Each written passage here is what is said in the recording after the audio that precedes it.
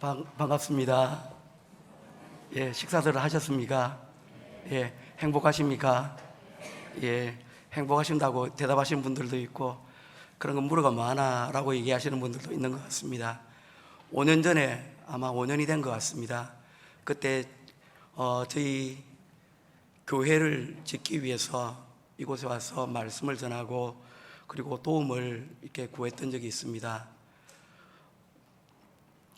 선뜻 목사님께서 귀하게 받아주시고, 또 그렇게 헌금도 이렇게 지원해 주셔서 교회가 아름답게 지어졌고, 작년에 땅에 대한 등기가 다 이제 완료가 되어서 250평 땅이 생겼고, 그리고 교회도 아름답게 지어졌고, 더 중요한 것은 빚을 다 갚았습니다. 할렐루야. 사실 한 30년 걸릴 거라고 생각을 했습니다. 그래서 30년 할부를 해놨는데 5년 만에 다 상환을 할 수 있게 되어서 하나님 앞에 영광을 돌려드립니다. 그런데 그때 한번 선교의 새로운 동력이 필요할 때 이 남부민주한교회에서 후원해 주시고 기도해 주셔서 그 일을 이뤘던 것 같습니다. 그런데 이번에도 또 뭘 하나 또 지으려고 합니다. 어디 가서 이런 얘기를 지금 갈 때가 됐는데 처음 합니다. 또 기도를 해 주셔야 될 것 같습니다. 남부민주한교회가 이렇게 기도해 주시고 하면 될 것 같아요. 뒤쪽에 센터 하나를 지으려고 생각을 중에 있습니다. 구체적인 내용은 하지 않으려고 합니다. 목사님께서 50분 안에 빨리 마치라고 얘기하셔서 본문을 지금 빨리 들어가야 될 것 같습니다.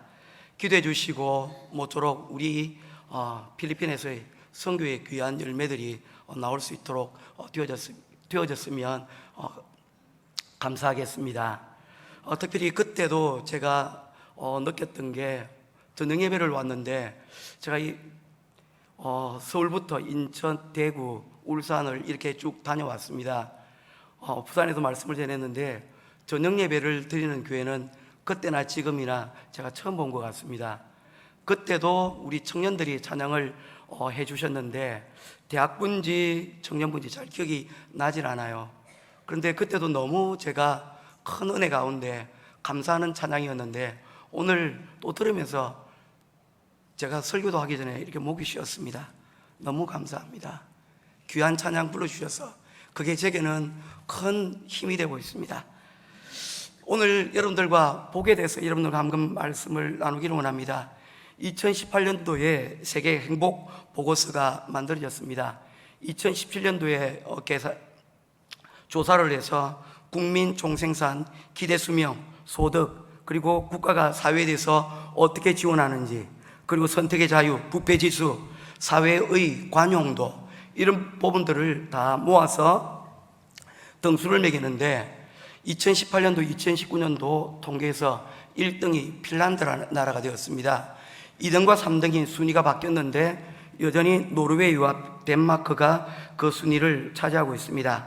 대한민국은 어느 정도 자리를 잡고 있을까요? 2018년도 통계로 59위였는데 2019년도에는 등수가 조금 올랐습니다. 54위에 오르게 되었습니다. 2010년도에 그때 조사를 했을 때 정말 우리에게는 낯선 나라가 세계 1위가 되어서 놀란 적이 있습니다. 부탄이라는 나라입니다. 그때 부탄 사람들이 자신들은 행복하다고 느꼈습니다. 그래서 세계 1위가 되었는데 지금은 그 순위가 많이 떨어져서 세계 56위로 이렇게 조사가 되어졌습니다. 민주주의가 도입이 되어지고 통신이 발달되고 인터넷이 되어지면서 자신들이 누리고 있는 이것이 세상의 다른 사람들보다 행복하지 못하다라고 생각을 하였던 것 같습니다. 그래서 1위에서 56위로 내려가게 되어졌다는 것입니다. 여러분들은 어떻습니까? 2018년도 한국 한 연구소에서 대한민국 사람들을 대상으로 조사를 했습니다. 행복하십니까? 라고 하는 질문에 20%의 사람들이 과거에도 행복하지 못했고 현재도 행복하지 못하며 앞으로도 행복할 것 같지 않습니다 라는 그런 부정적인 대답을 하였다고 합니다. 행복 취약증이 나타난 거죠. 여러분 어떻습니까? 제가 해마다 10년 동안 한국을 방문하면서 느끼는 것은 참 한국 사람들이 점점 힘들다고 하는 사람들이 점점 늘어나고 있다는 것입니다. 교회에서 주로 그런 이야기를 듣기 때문에 교회가 힘든다는 것인지 아니면 교회밖에 힘든다는 것인지 정확하게 알지는 못하지만 힘든 것은 사실인 것 같습니다. 그렇다면 한번 이렇게 질문을 한번 바꿔봐야 될 것 같습니다. 왜 우리는 행복하지 못할까요? 수입이 많지 못해서 행복하지 못할까요? 전반적으로 보면 국민소득이 계속해서 올라가고 있는 가운데 있습니다. 그리고 조사 가운데서도 월 수입이 행복을 좌지우지하지 못한다는 조사의 결과가 있었습니다. 수입 때문은 아닌 것 같습니다. 교육을 받지 못해서, 공부를 잘하지 못해서 행복하지 못한가라고 해봤더니 그 또한 아니었습니다. 혼자 살기 때문에 혹시 결혼을 하지 못해서 불행하다고 생각하는 사람들이 아닌가라고 설문을 했더니 혼자 살면서 만족하는 사람들도 있고 또 결혼해서 살면서 불행하다고 여기는 사람들도 있기 때문에 그 부분들도 아니라고 이렇게 조사는 말씀하고 있습니다. 행복을 느끼는 기준들이 사람마다 다 개별적이고 차이들이 있다고 이야기를 하였다는 것입니다. 그것과 관련해서 한 사람의 작가의 이야기가 생각이 났습니다. 행복하다고 깨닫지 못하기 때문에 사람들이 행복하지 못하다. 러시아의 문호 도스토옙스키가 그와 같이 이야기를 하였습니다. 여러분 다시 한번 물어보겠습니다. 여러분 행복하십니까? 행복하십니까? 밥들은 먹고 다니십니까? 작가는 그렇게 얘기하지만 우리는 기준이 성경이 되어야 됩니다. 그래서 우리가 이 행복의 기준을 여러분 어디서 찾아야 되냐면 성경이 우리에게 무엇이라고 말씀하는지 이것을 우리가 찾아서 우리의 현주소를 한번 살펴볼 필요가 있다고 생각을 합니다. 마태복음 16장 말씀에서는 예수님께서 제자들에게 너희는 나를 누구라고 하느냐라는 질문을 하셨을 때 어떤 제자는 이야기하기를 세례 요한이 다시 살아났다고 이야기를 하고 어떤 이들은 예레미야가 어떤 이들은 이사야가 위대한 랍비라고 사람들은 이야기를 합니다 라는 대답들을 하였습니다. 그런데 예수님께서는 그 대답에 만족해 하지 않으셨습니다. 그때 베드로가 말하였습니다. 주는 그리스도시요 살아계신 하나님의 아들이십니다. 할렐루야. 그럴 때 예수님께서 뭐라고 말씀하셨습니까? 바요나 시몬아 내가 복이 있도다. 할렐루야. 여러분 성경이 말하고 있는 복은 무엇입니까? 예수 그리스도를 주라 고백하고 예수 그리스도가 하나님의 아들이심을 믿는 우리는 복되다라고 말씀을 하고 있는 것입니다. 여러분 예수님을 하나님의 아들로 믿으십니까? 예수님이 나의 구원자라고 믿으십니까? 그렇다면 여러분 우리의 대답은 성경적으로 우리는 행복자임에 틀림없습니다. 왜 그렇습니까? 예수님이 우리 삶의 중심이라고 우리가 고백을 한다면 예수님께서 우리를 가르쳐 바요나 시몬아 네가 그렇게 고백하는 네 고백이 너를 복되게 할 것이다 라고 말씀을 하였으니 우리는 그 예수 그리스도를 믿는 우리는 반드시 복된 사람임에 틀림없을 줄로 믿습니다. 그럼에도 불구하고 우리는 예수 그리스도를 하나님의 아들이심을 믿음에도 불구하고 우리는 여전히 행복하지 못하다고 느끼는 사람들이 여러분 많이 있다는 것입니다. 특별히 성도들 가운데서도 그런 여러분 기준을 가지고 있는 사람들이 있다는 것입니다. 무엇 때문에 그럴까요? 잘못된 행복의 기준들을 가지고 있기 때문이 아닐까라고 생각을 해보게 되었습니다. 성경에서 복이라고 하는 단어를 사용을 할 때는 구약에서는 물질적인 축복들에 대해서 많이 강조를 하고 있습니다. 구약에서 복을 받았다라고 이야기할 때는 여러분 자식에 대한 복을 강조를 하고 물질에 대한 축복들을 여러분 말씀을 하고 있기 때문입니다. 그런데 오늘 성경 본문에 말씀하고 있는 사도행전 20장 35절에서 말씀되어지고 있는 이 복은 마카리오스라고 하는 단어를 사용을 하고 있는데 이 단어는 산상수훈에서 사용되어지고 있는 팔복에 사용되지는 그 단어와 똑같은 단어를 사용을 하고 있다는 것입니다. 그래서 이 복은 어떤 의미를 가지고 있느냐 하면 우리의 내적인 평안과 기쁨, 우리의 내면적인 즐거움과 기쁨이 그것을 가리켜서 복이라고 성경은 우리들에게 말씀을 하고 있다는 것입니다. 기독교에서 말하고 있는 복은 세상의 복과는 여러분 조금 다르다는 것을 말씀을 하고 있다는 것입니다.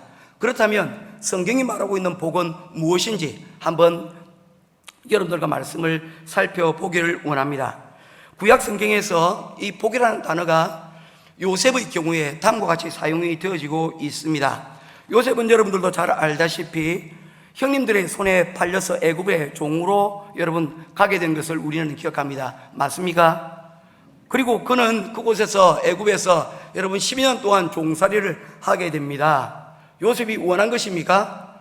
여러분, 세상에 내가 종이 되는 것이 나의 소원이요 나의 꿈이다, 나는 머슴이 내 소원이다, 여러분 그런 목표를 가지고 있는 분 계십니까? 아마도 한 사람도 없을 줄로 믿습니다. 혹시 그런 분 있다면 저 따라 필리핀에 가시면 좋겠습니다. 제가 종살이를 시켜드리겠습니다. 그런 분은 한 사람도 없어요.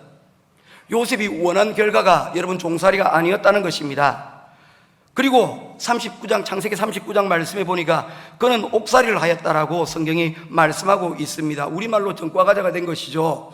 그런데 여러분 그가 잘못해서 옥살이를 한 것이 아닙니다. 억울하게 누명을 쓰고 그는 옥살이를 하겠다는 것입니다. 하나님의 성도로서 정결을 지키는 가운데서 여러분 그는 억울하게 옥살이를 하게 되었습니다.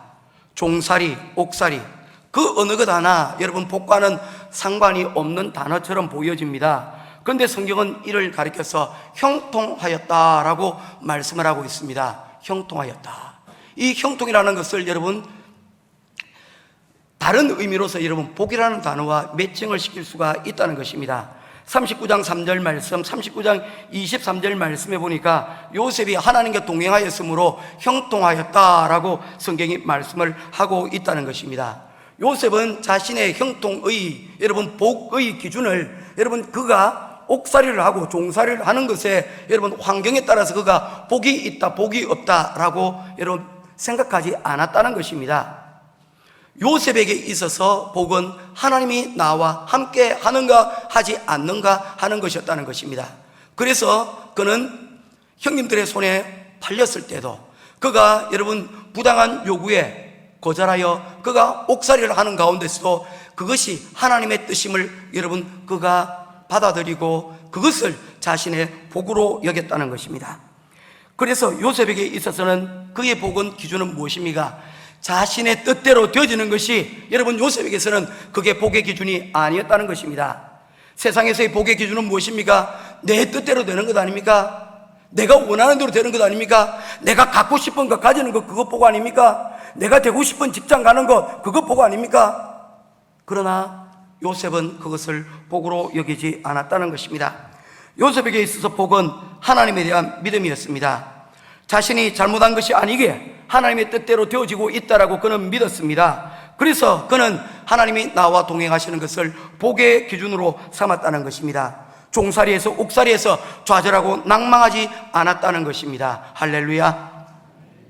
창세기 45장 7절과 8절 말씀에서 요셉은 놀라운 고백을 하고 있습니다. 형님들이 나를 팔았으므로 근심하지 마십시오. 나는 팔려서 애굽에 온 것이 아닙니다. 하나님께서 나를 이곳에 보내셨습니다. 할렐루야. 그는 분명한 여러분 자신의 삶에 대한 기준들을 가지고 있다는 것을 성경이 말씀하고 있었다는 것입니다. 요셉이 꾸었던 꿈도 그러했습니다. 그의 내용들은 여러분 그 당시로서는 받아들이기 어려운 꿈들 아닙니까? 여러분 형님들이 볕단이 자신들을 향하여서 절을 하고 심지어 나가서는 아버지를 상징하고 어머니를 상징하는 여러분 태양과 그리고 달이 자신의 별을 향하여서 여러분 절을 하더라 하는 그 내용이 그 당시에 누구에게 여러분 그 내용들이 받아들일 수 있는 내용이겠습니까? 그럼에도 불구하고 요셉이 이것을 그의 형님들에게 아버지에게 이야기한 이유가 무엇입니까? 하나님께서 그 꿈을 그에게 주셨기 때문입니다. 하나님께서 여러분 주신 꿈은 여러분 그 꿈을 우리는 여러분 전할 의무가 있다는 것입니다. 사람적인 인간적인 생각으로 봐서는 내가 이 말을 하였을 때 그것으로 인하여 형님들이 나를 더욱더 미워할 거야 라는 생각을 하지 않았겠습니까? 그러나 요셉은 하나님께서 주신 자신의 꿈을 여러분 전하였다는 것입니다. 가족을 구원하기 위한 하나님의 계획을 그가 알고 있었다는 것입니다. 그 당시에 요셉의 가정들이 어떠하였습니까? 저는 설교를 할 때 요셉의 가정을 베지밀 가족이라고 이야기를 우리 성도들에게 말씀을 전하였습니다. 무슨 말씀입니까? 베지밀이 뭡니까? 콩가루 집안이라는 얘기 아닙니까? 어떻게 형제들끼리 서로 싸우고 죽이려고 하고 파는 가정이 어디에 있겠습니까? 아버지의 침상을 르우벤이 더럽혔다고 하였습니다. 가족을 위기에 빠뜨리고 자기 사랑하는 딸 디나는 세겜에 아버지의 명령을 어기고 나갔다가 그곳에서 큰 화를 당하지 않았습니까? 이와 같은 그 모든 일련의 과정들을 볼 때 야곱의 가정은 정상적인 가정이 아니었습니다. 베지밀 가족이었다는 거죠. 그런 가정 가운데 하나님께서 이 가정에 대하여 버리실 것만도 한데 하나님께서는 약속하신 그 약속을 지키시고 이루셨다는 것입니다. 그 가정을 구원시키기 위해서 사용한 하나님의 도구가 누구입니까? 바로 요셉이었다는 것입니다. 요셉은 자신에게 하나님께서 주신 꿈을 이야기하였습니다. 자신의 뜻이 아닌 하나님의 뜻대로 되어지는 것이 바로 복이라고 여겼기 때문입니다. 사랑하는 성도 여러분, 여러분은 누구의 뜻대로 되기를 원하십니까? 하나님의 뜻대로 되기를 구하는, 그것이 나의 복임을 믿는 저와 여러분 될 수 있기를 주님의 이름으로 축원합니다. 그래서 성도의 복은 마침내의 복이 되립니다. 끝내 우리는 승리할 것입니다. 끝내 우리는 하나님의 복을 받게 될 것입니다. 우리는 하나님을 믿는, 예수 그리스도께서 지키시는 바로 하나님의 사람들이기 때문입니다. 할렐루야. 사실 저는 10년 전에 필리핀에 선교사로 부름을 받아 갔습니다. 그러나 제 외모가 이래서 이렇지 저는 사실 필리핀과는 관련이 없는 사람이었습니다. 어떤 사람들은 제 외모를 보고 그럴 줄 알았다, 필리핀으로 갈 줄 알았다 라고 얘기를 하기도 하지만 사실 저는 선교사를 꿈꿨던 적이 한 번도 없었습니다. 이동훈 목사님께서 CCC 집회에서 선교에 대한 비전을 말씀하시면서 누가 이 세계 선교를 향해서 나아갈까라고 말씀하실 때 많은 청년들이 주여 내가 여기 있사오니 나를 보내주소서 라고 얘기할 때 저는 그 뒤에서 주님 제가 가겠다고 하니 쟤를 보내소서 라고 이야기했던 저였기 때문입니다. 사실 이 외모도 그렇지만 제가 두려움이 있었습니다. 제가 간다고 하면 꼭 아프리카로 보내실 것 같았습니다. 피부도 까맣고 머리도 곱슬머리니까 아프리카에 되어서 저를 그곳으로 보낼 것 같은 마음들이 있었기 때문입니다. 그런데 12년 전에 제가 선교사라고 하기 전에 목에 성대결절이 왔습니다. 지금도 목이 온전치는 못하지만 그래도 그 당시에는 주일날 설교를 단에 서는 것이 두려웠습니다. 왜냐하면 목소리가 도무지 나오지는 못했기 때문입니다. 월요일 아침에 새벽에 여러분 말씀을 전할 때는 어떤 때는 여러분 아예 소리가 나오지 않아서 여러분 그곳에서 기도만 하다가 꺾어가다가 내려왔던 적도 있었습니다. 나는 더 이상 쓰임받지 못하게 되는가? 나는 어떻게 될까? 그 고민할 때에 필리핀의 로의 부르심이 있었습니다. 그래서 그곳으로 순종하여 지금 10여 년 전에 부끄럽게도 반강제로 어쩔 수 없는, 할 수 없는 그 상황에서 저는 필리핀으로 가게 되었습니다. 제 뜻이 아니었습니다. 그런데 하나님의 계획은 놀라웠습니다. 저를 마침 그곳에 그곳에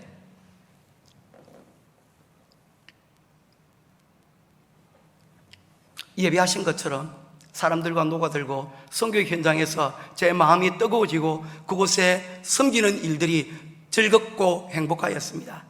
그래서 1년이면 2년이면 하였던 그 세월이 지금 10년이 넘어서 11년이 되었습니다. 제 뜻은 아니었습니다만 그러나 하나님의 뜻은 놀라웠고 그 하나님의 뜻이 이루어진 것에 대해서 저는 행복하다라고 말씀을 드릴 수가 있습니다. 사랑하는 성도 여러분, 우리 인생은 자신의 뜻을 이루는 것이 아니라 하나님의 손에 잡혀 하나님의 뜻이 이루어질 때에 바로 그것이 참된 복이 있음을 여러분 누릴 수 있는 저와 여러분 될 수 있기를 주님의 이름으로 축원합니다. 아멘, 아멘, 아멘이에요. 두 번째로 이 복에 대해서 성경이 무엇이라고 말씀을 하고 있습니까? 오늘 성경은 주는 것이 복이라고 성경은 말씀하고 있습니다. 주는 것이 받는 것보다 복이 있다라고 말씀을 하였습니다. 주는 것이 더 복이 있다라고 말씀을 하고 있는 것이죠. 그런데 오늘 이 본문의 말씀은요, 주께서 친히 말씀하셨다라고 성경에 기록이 되어 있는데, 이 본문의 말씀을 찾기 위해서 제가 복음서를 다 뒤져봤어요. 그런데 이 복음서에 단 한 차례도 기록되지 않았다는 것입니다. 그런데도 불구하고 바울 사도는 그것을 주께서 말씀하신 말씀이라고 그렇게 말씀하고 있습니다. 주께서 친히 말씀하셨다라고 말씀을 하고 있다는 것입니다. 도대체 바울은 이 말씀을 어떻게 들은 것일까요? 바울은 여러분 하나님과 예수님과 그 사이에 여러분 소중한 비밀이 있었습니다. 어떤 비밀입니까? 다메섹 도상에서 아무도 듣지를 못하는 가운데 그는 찬란한 빛 가운데 예수 그리스도를 만나게 되었고, 그곳에서 회심하여 그는 하나님과 예수님과 자신 사이에 거룩한 비밀을 가지게 되어졌다는 것입니다. 저는 성도와 예수님 사이에, 특별히 성숙한 그리스도인들과 특별히 지도자의 성도들 가운데서는 하나님과의 비밀한 비밀들이 있어야 된다고 저는 믿습니다. 이것을 간증이라고 이야기하기도 하고 체험이라고 말하기도 합니다. 저희 여러분들은 예수님과 나만의 사이에 여러분 소중한 비밀들을 한 가지씩 가지고 있으십니까? 그런 것들을 여러분 가지고 있어야 된다는 것입니다. 저 이야기를 잠깐 하려고 합니다. 저는 사실 이곳에 여러분 이 현장에 나와 있는 이것이 기적인 사람입니다.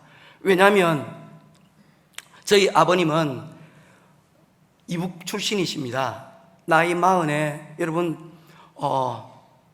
압록강 전선이 무너지고 내려오게 되면서 흥남에서 배를 타시고 부산으로 여러분 월남하셨습니다. 마지막 그 배를 타고 여러분 국제시장이라는 그 영화 아시지 않습니까? 그것처럼 그 배를 타고 여러분 부산항에 오셨습니다. 나이 40이셨습니다. 가족들과 약속을 하셨답니다. 내가 다시 통일이 되면 다시 올라올게. 그런데 그것이 마지막이었습니다. 부산에 도착하신 아버지는 열심히 일하셨습니다. 그래서 언젠가 통일이 되어지면, 내가 북한에 다시 가게 되면 이 가족을 먹여 살릴 수 있는 무엇인가를 해야 되겠다 해서 열심히 16년 동안 열심히 일하셔서 어느 정도 집도 사시고 기업체도 일구셨는데, 여러분 통일의 그날이 도무지 잡히지 않는 것입니다. 저희 어머니의 이야기는 더더욱 슬픕니다. 어머니는 20살에 시집을 가셨는데 만주에서 시집을 가셨습니다. 그런데 어머니는 그곳에서 아기를 못 낳는다는 이유로 소박을 맞으셨습니다. 그리고는 여러분 자신의 친척들이 있는 울산으로 왔다가 이제 길이 막혀서 다시금 돌아가지 못하게 되셨습니다. 그러는 가운데 여러분 아무런 기반이 없는 가운데 여러분 어머니가 사실 수 있는 방법은 이 집 저 집을 떠돌면서 가정부의 일들을 하시는 거였다고 합니다. 나이 40에 저희 아버지를 만나게 되셨고 그리고 결혼을 하셨습니다. 어머니는 신앙생활을 하지 않으셨던 분이에요. 그런데 아버지는 평양에서부터 여러분 열심히 신앙생활을 하셨고 할아버지 때는 장로의 직분도 가지셨다고 그렇게 말씀을 전해 들었습니다. 그러는 가운데 이제 여러분 아기를 낳지 못하는 여인과 가족들을 다 북한에 두고 온 여러분 아버지가 만나서 이제 노년에 서로 의지하며 살자. 가운데서 아버지가 56세, 어머니는 40에 결혼을 하셨습니다. 그런데 말입니다. 제가 여기 있잖아요. 어머니가 임신하시고 그리고 저희 가정 가운데 소식이 들렸습니다. 일신산부인과에 갔더니 40의 초산은 위험한 것이라고, 출산을 하지 않는 것이 좋겠다라고 이야기를 하셨다는 거예요. 그런데 어머니는 포기하지 않으셨대요. 뭐 때문이냐면 비밀이 있었기 때문이에요. 어머니만 가지고 있는 비밀. 무슨 비밀입니까? 아기를 낳지 못해서 여러분 쫓겨났던 그 한이 있지 않습니까? 그 슬픔이 있지 않습니까? 한번 내가 죽더라도 내 엄마 소리 한번 내가 들어봐야 되겠다, 그건 마음이 있었다는 겁니다. 그래서 죽더라도 애기 한번 낳아보고 죽겠습니다. 그래서 어머니가 놀라운 믿음의 결단을 하셨다는 거죠. 그리고 한 가지 더 비밀이 있습니다. 그것은 어머니가 아버지를 만나고 신앙생활을 이제 막 시작하던 그 참에 임신이 되어지신 것입니다.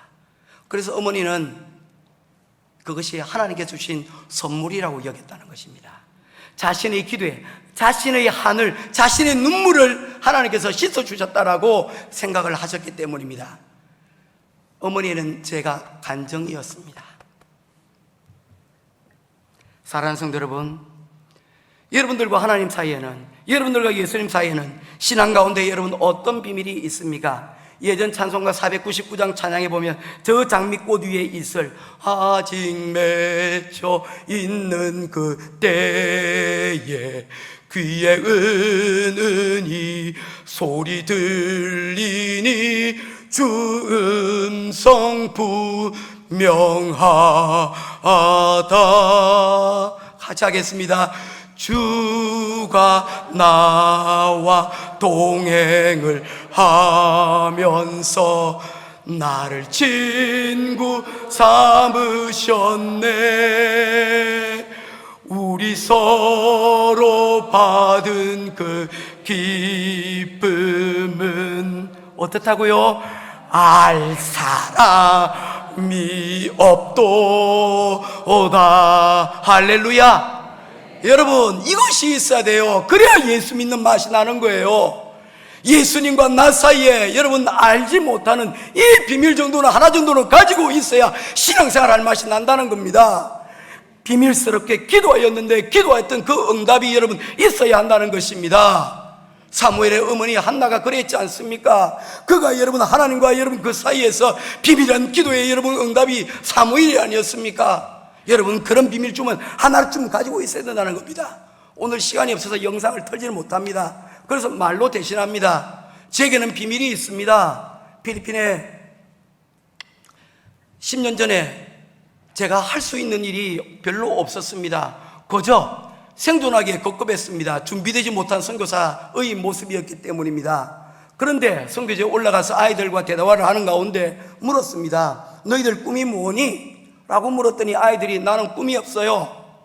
잘 돼봐야 어부의 아내고 더 할 수 있는 것들이 없어요. 아니다, 할 수 있는 것들이 있을 거야. 찾아보자. 그래서 기도하는 중에 그 아이들에게 가서 도전을 했습니다. 너희들이 할 수 있는 거 발견했다. 그게 뭡니까? 공부는 할 수 있잖아. 공부하는 건 할 수 있잖아. 공부해서 뭐예요? 그래서 난 잘 모르겠다. 그런데 너희들이 공부하기 시작을 하고 좋은 성적을 거두면 기준을 세우자. 평균 85점이다. 그리고 그 성적을 거두면 내가 너희들 학비를 내가 대줄게. 언제까지요? 언제까지는 난 모르겠다. 그런데 내가 믿는 하나님은 내가 너희들을 후원하기를 시작할 때 하나님께서 도와주실 거야. 대학 갈 때까지 내가 하도록 해줄게. 그랬는데 이 아이들 3명이 지금 조금씩 늘기 시작하며 지금 10년이 지난 지금 여러분 80명이 됐습니다. 할렐루야. 한 달에 10,000원 초등학생, 한 달에 20,000원 중고등학생, 한 달에 50,000원 대학생은 여러분 이 돈만 있으면 여러분 대학을 다니고 그리고 그곳에서 책을 사고 그리고 기숙사에 머물면서 여러분 공부할 수 있는 돈이 한 달에 50,000원이면 되더라는 겁니다. 한 달에 10,000원이면 여러분 부모님 눈치 안 보고 부모님께서 여러분 공부 깎은 뭐하니 일이나 해 라는 소리 안 듣고 공부할 수 있는 돈이 10,000원, 20,000원, 50,000원인데 그 돈이 여러분 아이들에게 힘을 주고 희망을 주고 그리고 꿈을 가져가기 시작을 했습니다. 지금 10년이 지났습니다. 놀랍게도 하나님께서 부어주셨습니다. 은혜를 베풀어 주셨습니다. 돕는 사람들이 여러분 모이게 되어지고 그 가운데 그때 첫 3명이 이제 차례대로 대학을 졸업을 하고 할렐루야. 교사 시험을 쳤는데 차례대로 다 합격하고 할렐루야. 지금 저희들이 여러분 선교원을 하게 되어졌는데 이 선교원의 교사로 지금 활동하고 대학원을 마쳤습니다. 할렐루야. 이제 그들이 여러분 자신의 고향에서 학교의 선생님으로 돌아갈 날을 기다리고 있습니다. 놀렐루야. 깜짝 놀랄 일들 아닙니까? 마을에 잔치들이 일어나는 거예요. 비밀입니다. 저는 그런 비밀들을 지금 80개를 가지고 있어요. 때로는 여러분 그 비밀들이 여러분 가는 가운데 여러분 좌절되기도 하지만, 그래도 여러분 하나님의 꿈을 가지고 그들을 구원하고 그들이 여러분 이렇게 자라나는 모습들을 볼 때 제 마음 가운데 이런 욕심이 있어요. 빨리 70이 되고 싶다. 빨리 80이 되고 싶다. 70 되는 날에 저는 잔치를 열 겁니다. 무슨 잔치냐면요, 80, 70 되면 무슨 잔치합니까? 진갑잔치입니까? 아니요. 저는 70이 되면 은퇴할 때 제가 구원하였던 이 학생들, 앞으로 17년 18년이 지난 이후에 이 학생들이 함께 다 모여서 그들의 자녀들을 손을 잡고 같이 모여서 그곳에서 지난 이야기들을 함께 하며, 지난날에 하나님께서 우리에게 어떤 일들을 하셨는지 그것이 보는 게 제 꿈입니다. 그래서 머리가 빠리신 것 같아요. 그렇지만 저는 그게 개의치 않습니다. 앞으로 17년 뒤, 앞으로 18년 뒤 하나님의 꿈들이 이루어질 때, 그 비밀이 그곳 가운데서 여러분 이루어지기 시작할 때, 바로 이 일을 통하여 하나님이 기뻐하시는 일들, 지금 생각해도 가슴이 두근거리고 있습니다. 저와 여러분들이 이러한 비밀들을 하나쯤 가질 수 있는, 그리고 내가 섬기면 주는 것에 대한 여러분 이러한 비밀들을 하나쯤 가질 수 있는 저와 여러분 될 수 있기를 주님의 이름으로 축원드립니다. 놀라운 것은 말입니다, 이 주는 것은 우리가 물질로 섬겨서 주는 것이지만, 이것이 더해질 때 여러분 올 때 우리에게 무엇으로 온다는 것입니까? 영적인 축복으로 우리에게 거두어진다는 거예요. 그게 마카리오스의 뜻입니다. 우리가 드릴 때 여러분 물질로 조금 해서 10,000원을 드리고 20,000원을 드리고 여러분 조금 섬겼는데, 조금 여러분 그들이 배고플 때 빵 하나를 줬는데, 그들이 목마를 때 물을 줬는데, 여러분 그것이 우리에게 뭐가 되었다는 겁니까?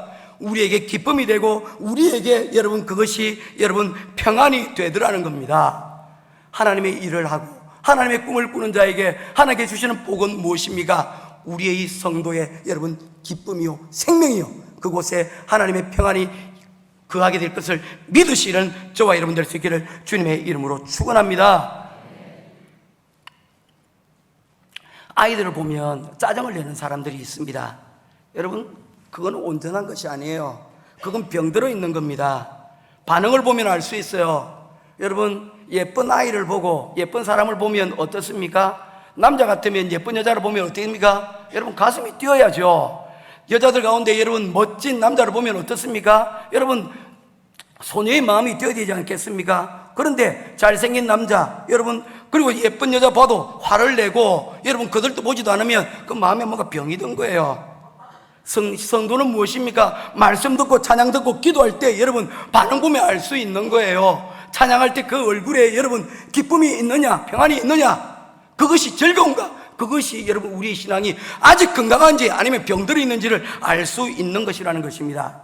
그래서 마태복음 11장 7절부터 19절 말씀해 보면 피리를 불면 춤을 추고 곡을 하면 울라라고 말씀을 하고 있지 않습니까? 사랑하는 성도 여러분, 성도는 섬길 때, 성도는 다른 사람의 웃음을 보며 여러분 행복해지는 건강한 성도입니다.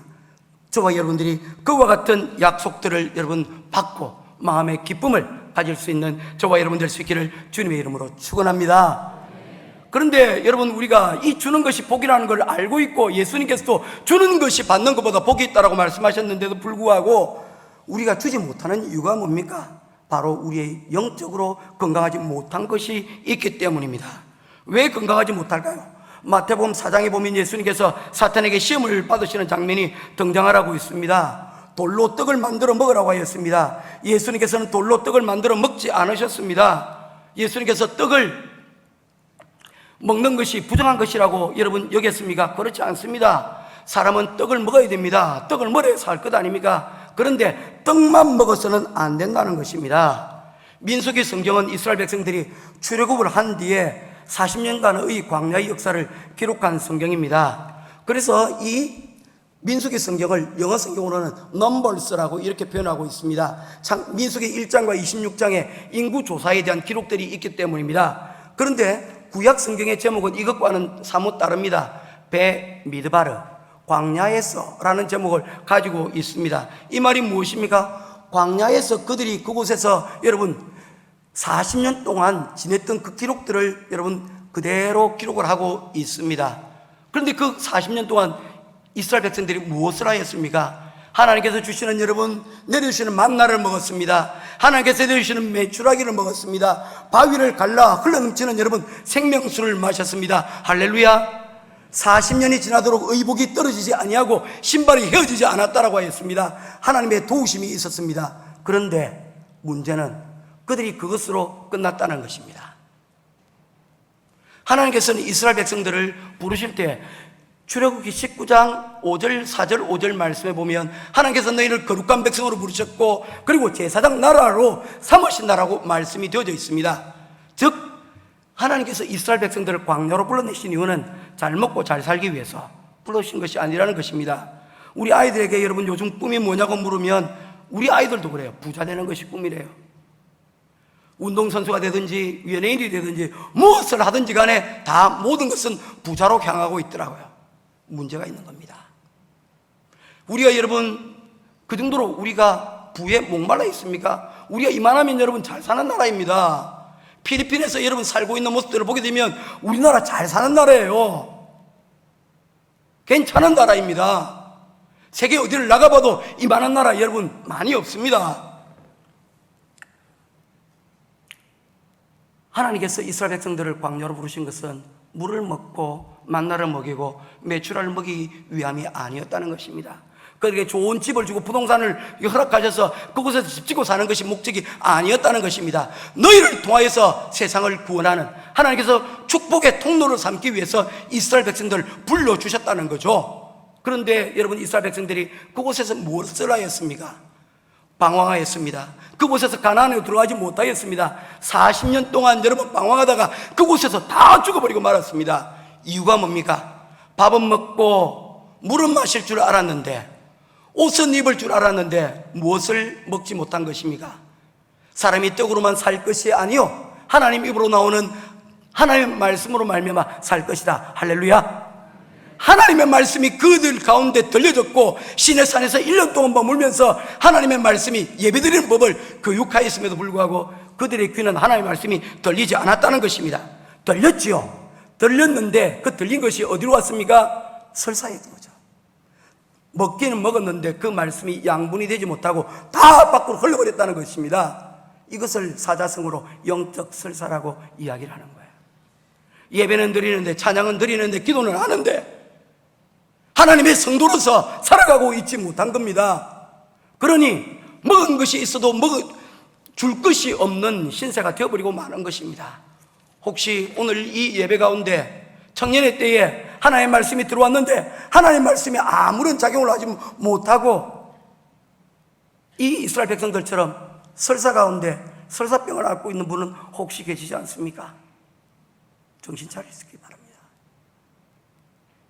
하나님의 말씀을 먹을 때 우리는 사람다워질 수 있습니다. 성도다워질 수 있습니다. 하나님의 꿈을 꿀 수 있는 사람이 되어진다는 것입니다.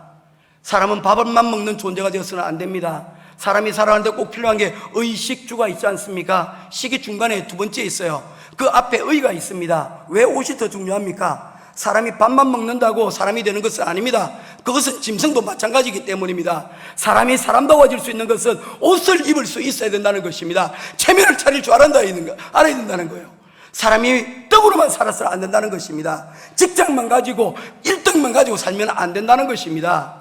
하나님이 누구인지를 알고 우리가 어떤 존재인지를 알고 하나님께로부터 나오는 것을 구분하여 듣고 그 말씀이 여러분 인도하는 대로 살아갈 수 있고 순종할 수 있어야 그것을 여러분 진정한 사람이라고 말할 수가 있다는 것입니다. 사랑하는 성도 여러분, 특별히 청년 여러분, 하나님의 말씀을 여러분 잘 받아먹기를 바랍니다. 설사하지 않고 잘 소화시켜 그 말씀으로 주는 자의 복의 자리에 나아갈 수 있는 복된 청년들 될 수 있기를 주님의 이름으로 축원합니다. 그런데 여러분, 이 복을 하나님께서 뭐라고 이야기하고 있어요? 야고보서 1장 17절 18절 말씀 보니까 각양 좋은 은사와 모든 귀한 은사들을 하나님께서 우리에게 주시겠다라고 약속을 하고 있다는 것입니다. 그것을 여러분 믿으시기 바랍니다. 우리가 여러분 쓰임받기를 원하고 우리가 사용되어질 때 하나님께서는 여러분 우리에게 필요한 것들을 공급해 주신다는 것입니다. 10여 년 전에 우리 아이들하고 여러분 이 장학제도를 처음 시작할 때 제게는 이 아이들만 생각했습니다. 3명만 생각을 했습니다. 그런데 이제 80명이 되었습니다. 그런데 놀라운 일이 생겨났습니다. 이제 앙겔레스에서 여러분 유치원 교사가 되어지고 여러분 가게의 점원이 되어지고 여러분 건축자가 되어진 아이들이 여러분 자신들도 학생들을 돕겠다라고 그들이 수입 가운데서 여러분 5%를 따로 떼어서 장학금으로 내놓기 시작을 했습니다.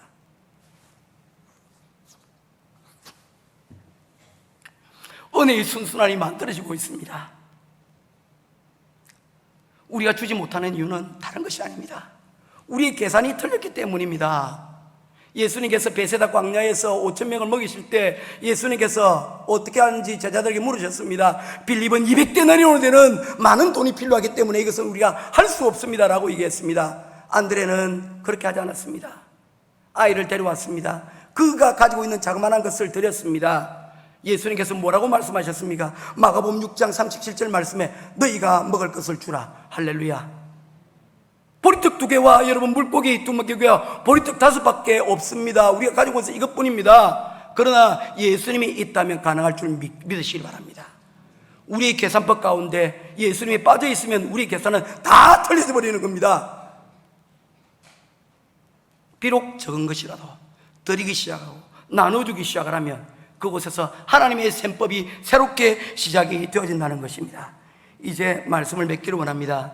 주는 것이 복이 있습니다. 할렐루야. 주기 위해서 여러분 하나님의 말씀을 더 사모하고 하나님께 더 간절하게 여러분 구하며 나아갈 수 있는 저와 여러분 될 수 있기를 주님의 이름으로 축원합니다. 그리고 우리 셈법 가운데 예수님을 빼놓지 아니하는 거룩한 하나님의 귀한 종들 되어 마지막 때에 귀하게 쓰임받고 마지막 때에 여러분들이 삶이 하나님을 영화롭게 할 수 있는 복된 청년의 삶이 될 수 있기를 주님의 이름으로 축원드립니다.